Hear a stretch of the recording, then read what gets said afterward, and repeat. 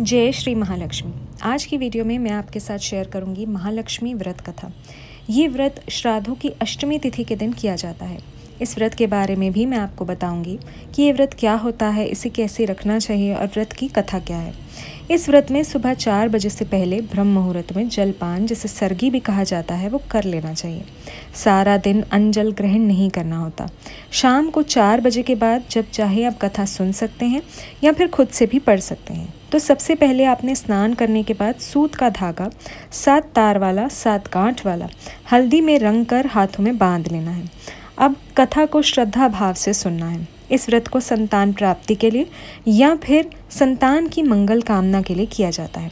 कथा को श्रद्धा भाव से सुने। एक राजा था, उसकी 2 रानियां थी। बड़ी रानी आस्तिक थी। जब महालक्ष्मी का व्रत आता है तब बड़ी रानी छोटी रानी से कहती है कि आओ रानी, पूजन कर ले। छोटी रानी को ये सुनकर क्रोध आता है और वो कहती है कि तुम ही पूजन करो, और पूजा की थाली पर हाथ मारकर उसे गिरा देती है और वो थाली घुड़साल में जाकर गिर जाती है। घुड़साल जहाँ पर राजा के घोड़ों को रखा जाता है, जिसे अष्टबल भी कहते हैं। कुछ समय बीतने पर आकाशवाणी होती है कि तुम छोटी रानी को देश से निकाल दो, नहीं तो तुम्हारा राज पाट छिन जाएगा, सब नष्ट भ्रष्ट हो जाएगा। राजा छोटी रानी को देश से बाहर निकालने का आदेश दे देते हैं।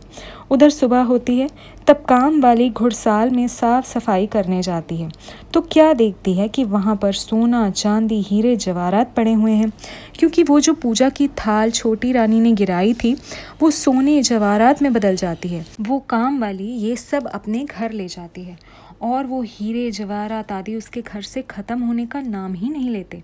ऐसे धीरे धीरे उसका घर भर जाता है। इधर बड़ी रानी ने भी पूजा की थाली में हरी घास, दूध और काले चने रखे होते हैं और उसका भी ये सब हीरे जवाहरात में बदल जाता है, क्योंकि बड़ी रानी तो बहुत आस्तिक होती है। इधर छोटी रानी जंगल में पहुंच जाती है। उसे रास्ते में प्यास लगती है। वह तालाब से पानी पीती है तो पानी में कीड़े चलने लगते हैं। पेड़ की छाया में बैठती है तो वृक्ष भी सूख जाते हैं। रोते रोते आगे चलती है, पैरों में कांटे चुभ जाते हैं, खून बहता है।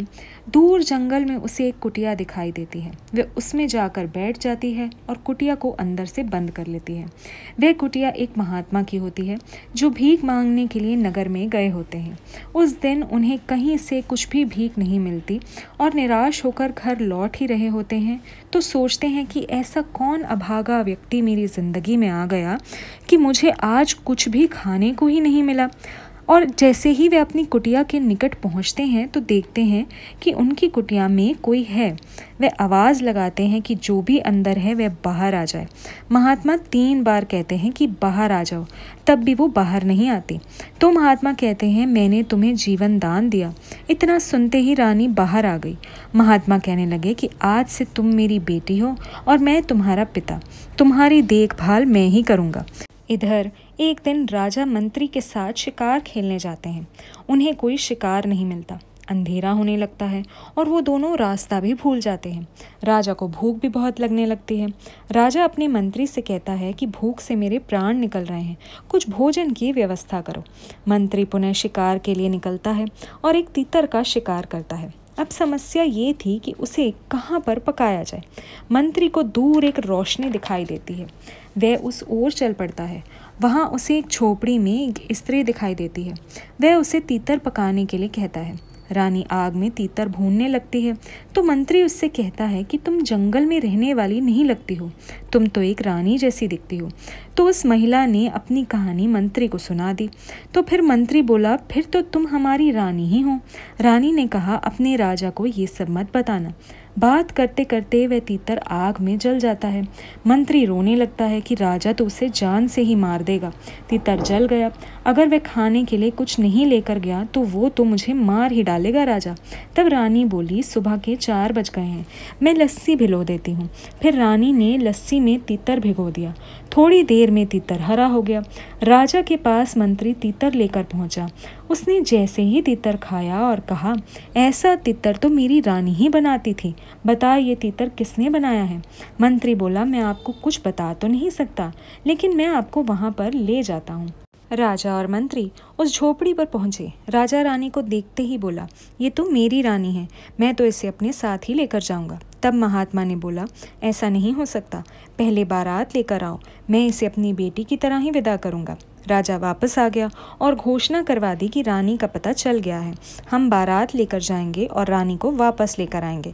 राजा बारात लेकर जंगल में पहुंच गया। धूमधाम से राजा रानी का विवाह हुआ। जब रानी को डोली में बिठाया गया तो सब पशु पक्षी जंगल के रानी के साथ चलने लगे। तब रानी बोली, पिताजी, ये सब तो मेरे साथ चलने लगे हैं।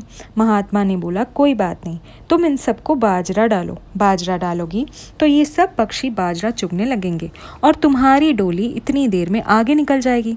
रानी बोली, पिताजी, मुझे आपका हाल चाल कैसे पता चलेगा? आपकी याद भी मुझे बहुत आएगी।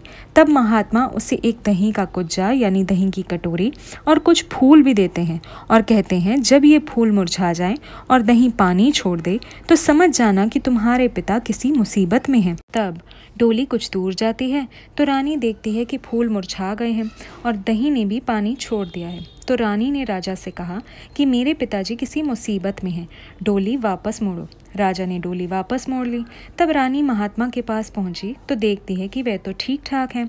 तब रानी बोली कि आपने तो पिताजी कहा था कि जब ये फूल मुरझा जाएं और दही पानी छोड़ दे तो समझ जाना कि आप मुसीबत में हैं, लेकिन आप तो ठीक हो।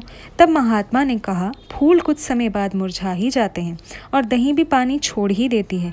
मैं तो तुम्हें आजमा रहा था कि कहीं महलों में जाके तुम मुझे भूल न जाओ। महात्मा ने खुशी खुशी उसे विदा किया। रानी अपने महल में राजा के साथ खुशी खुशी रहने लगी। 1 साल बाद फिर से ये व्रत आया। दोनों रानियों ने ये व्रत रखा। जैसे महालक्ष्मी ने रानी पर दया करी, सब पर दया करें, सबकी मनोकामनाएं पूरी करें। बोलो महालक्ष्मी माता की जय। कथा सुनने या पढ़ने के बाद जो सूत का धागा अपने हाथ में बांधा है उसे खोल देना चाहिए और खोलकर पूजा वाली थाली में ही डाल देना चाहिए। अगर आप विधि विधान से महालक्ष्मी जी का व्रत रखते हैं, कथा को सुनते पढ़ते हैं, पूजन करते हैं, तो महालक्ष्मी जी की कृपा आप पर अवश्य होती है। बोलो महालक्ष्मी माता की जय।